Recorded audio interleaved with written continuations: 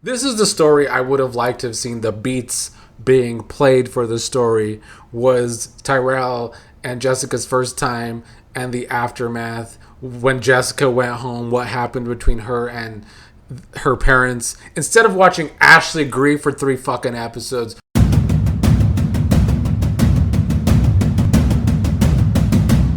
Holy shit, I'm just gonna get right to it today. Not even gonna do an introduction because I can't believe we are now on our third episode of Ashley grieving for Derek. Our third episode, and in all 3 episodes, this was the focal point of the episode.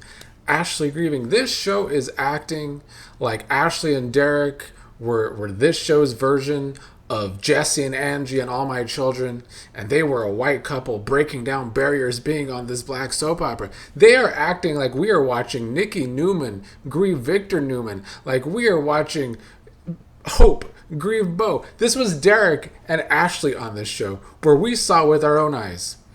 She would pick this man apart when they were together the first time about everything, had a problem with everything. And then when they got back together the second time, she was so upset that he could walk, basically. God forbid the man could walk, even though he was trying to get them to the wedding so he could show her there. I do not know what the disconnect is with this show when it comes to this Ashley character, because the Ashley character is horror television. So for them to have this idea in their head that we need to put her in 3 different episodes grieving for Derek, it's absurd from what we saw with our own eyes when they were together as a couple. She did not give a damn about Derek, so why are we doing this? That's not the first thing I want to talk about. I'll save that shit for last. Let's talk about this the thing from this episode that I actually liked. That's the younger people. Tyrell started this episode with Smitty and Martin. They wished him a good morning. He thought they would lay into him more for ditching the cotillion the other night, or last night, whenever it was. Samantha was there as well. She's doing a Platinum Deb photo shoot today. Samantha doesn't want the free clinic included in Smitty's story since she was the one that came up with the free clinic in the first place. She doesn't want it to have bad press. Martin, when they were alone, said he was proud of Smitty's investigation, but that he is upset with Smitty. But the main points of these scenes came when Tyrell wanted to talk to Martin about how he had sex with Jessica for the first time. He talked about how he was nervous and Jessica had to walk him through everything, and he didn't really feel like he was the man in that situation. I thought that this was very realistic because, as we know, Tyrell is not experienced and Jessica was experienced. So it made sense from that standpoint that she was the one that had to guide him during sex. And I like that these scenes today with Tyrell having this conversation with Martin. Martin then went on to say about how he should be with someone that Tyrell can be his authentic self with, because Martin talked about how he used to date girls when he was younger and it never worked out. And then he started dating guys and it all went better. And this conversation made Tyrell realize that Jessica is the one. And I like this for Tyrell. I've been saying since the cotillion that I think coming out of the cotillion, Jessica and Tyrell's relationship is something that this show can really build upon.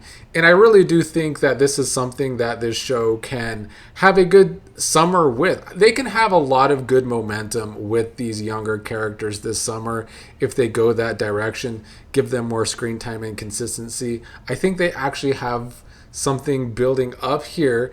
Now, the downside is that we have an almost 80-year-old writing this show, which, nothing against anyone older, but I don't really think that somebody pushing 80 is going to be able to give us a compelling younger set. They're going to have to really lean on someone else in production to help do that. But the setup here is good, especially if we get to more of Jessica and her parents. I'm also glad that Jessica did end up being on today, even though she didn't come on until midway through. Her and Samantha ran into each other. Samantha saying to her that the cotillion meant a lot to her because it proved to her that she belonged. They also discussed Chessie and her microaggressions, which Samantha said were more than just micro. Jessica said she was sorry for not being there for her big moment at the cotillion and that she had a big moment herself. Samantha called her out, saying that the big moment was hooking up with her brother. Samantha said that Tyrell came home with a big old goofy smile on his face that night. I wish we would have got to see that.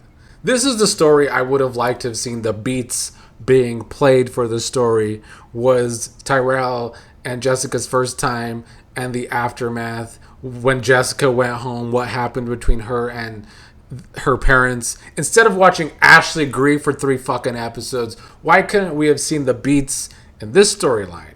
Is it because someone so old writing the show doesn't see the importance of how they could actually maybe bring their demo back up, since it has fallen since the first year? The people under 50 not enjoying the show anymore.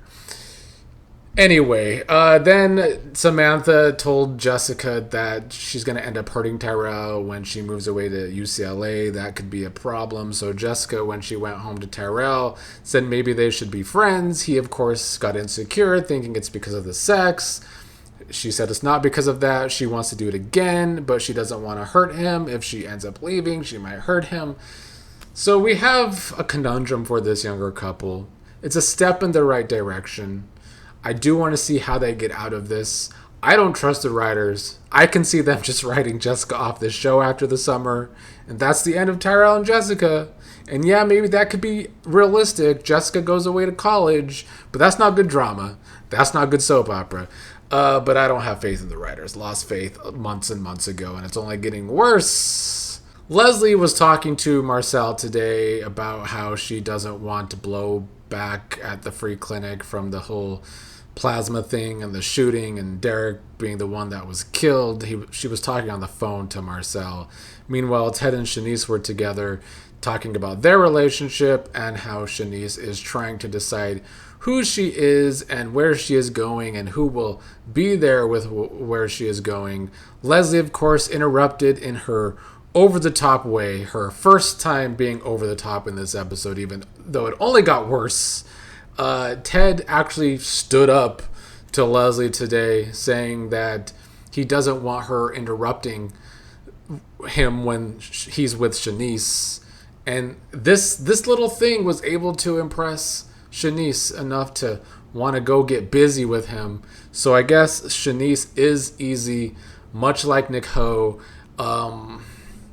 I honestly think this coupling for Shanice and Ted was bad for the Shanice character. On one hand, she's getting more screen time, but like they're kind of writing her a little too pathetic when it comes to this Ted situation.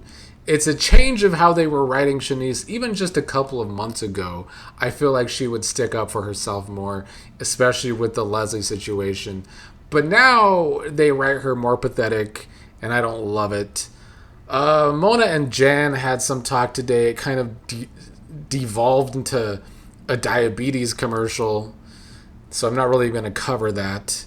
Grayson and Jan had a little talk about Ashley, him saying that Ashley needed some time to breathe. Late in the episode, Leslie ran into Grayson about how she was saying that Grayson was Leah's puppet. Grayson got a call about bills. He's up to his ass in bills because of his mother's condition. Leslie would like to give him an offer at the free clinic. I think it's pretty stupid. How does a character that was involved in a plasma ring not only still working at the hospital, but then going to be able to get a side job at the free clinic too? It's stupid. Grayson and Jacob started the episode. Grayson was complaining that Ashley can't even be in the same room with him now. I wish it would stay that way, because I don't want to see them in the same room. It's hard enough watching Ashley by herself. Might be worse having to sit through her and Grayson. Elon doesn't want Jacob to have camera time on this press conference they're doing today. They do end up doing the press conference. At least it was on screen.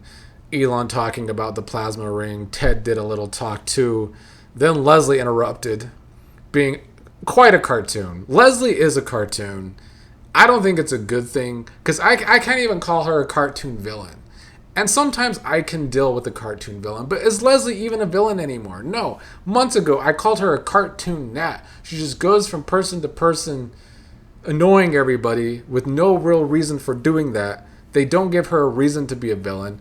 In fact, I felt like with this press conference, they played her totally as comic relief. She gave this big performance about how Derek was so beloved at the free clinic, about how he was her favorite. It was a very passionate speech where she got very emotional. I know there was a couple people in the watch along that enjoyed it. I thought it was corny and just, it's too much of a cartoon. And I don't even dislike Leslie as much as a lot of people do. Sometimes I can still find her entertaining. This was not one of those times, though, because I feel like they have zero idea what to actually do with her. And this was another instance of that. And then she hugged Ted as a way to try and piss off Shanice because of what happened earlier. Whatever. Naomi visited a disheveled and depressed Ashley. And this show had the gall to waste our time with 2 scenes of Naomi and Ashley throwing paper airplanes. Just riveting television, I tell you, because this is a way that Naomi used to be able to take her mind off of things when she had big exams and important tests. So this was her big idea with Ashley. And if these are the ideas that the writers are coming up with, so just so they could put Ashley in an episode grieving again, we're fucked. We're fucked as an audience. Derek's dad visited Ashley. They talked about Jacob being Derek's friend and how he was the police officer that Derek jumped in front of. That's how he died. So Derek's dad is upset with Jacob. That's kind of how we ended our episode, where Derek's dad went to go see Jacob, hoping Jacob can get his son's body for him faster. But he refused to shake Jacob's hand, saying that Jacob is responsible for his son's death. As a lot of people were saying in the chat, Ashley could have cleared things up for Derek's dad here, but she didn't when he started blaming Jacob for Derek's death, and like he got Derek involved with police work or something. I found myself not being able to care much about Derek's father, who we're seeing for the first time, blaming Jacob. Jacob said that Derek was his best friend and he died saving him, and Derek will always be a hero to him. This will probably tie into tomorrow's episode, where I think we're supposed to see more grieving of Derek. Maybe a funeral, maybe after a funeral. I don't really know. But it's not something I'm looking forward to. Exotic Butterfly, though, brought up a great point in the watch-along chat today, though, about the difference between how this show wrote Vanessa grieving Doug, who was a doctor, and Ashley grieving Derek, who she wasn't even with. Vanessa was married to Doug. I think the disconnect happens is that when Doug died, Vanessa was already so deeply involved with Joey that it came off as insincere every time Vanessa was going around grieving Doug, praising Doug that week after he died. It didn't hit. It didn't feel like the show really gave the character of Doug his due, especially since Doug was this show's first big death. But a lot of that is because of Vanessa and how they wrote Vanessa. And then here we are months later, and it's like, wow, why does so many of the viewers watching this hate Vanessa more than they hate Joey? And we want Vanessa to pay more than we want Joey to pay. Well, it's because of the way they've written her since that story ended. And then in the reverse, they're writing Ashley like they were this big love story, like she actually did love Derek, and she didn't. So the writing just doesn't make sense to me here. They wrote Vanessa in a way where she comes off as not giving a shit about Doug still to this day. When they were married for so many years, everything falls so flat now with Vanessa. She's a one-note character. But then we saw with our own eyes that Ashley didn't give a shit about Derek, but they're doing 3 days of grieving for Ashley. It doesn't make sense. The writing on the show doesn't make sense. It has truly gotten to a point of suckage that rivals every other American soap opera right now, which is unfortunate. They had a chance to really do something good, really do something different. And then they made Tracy Thompson co-head writer, and look what happened.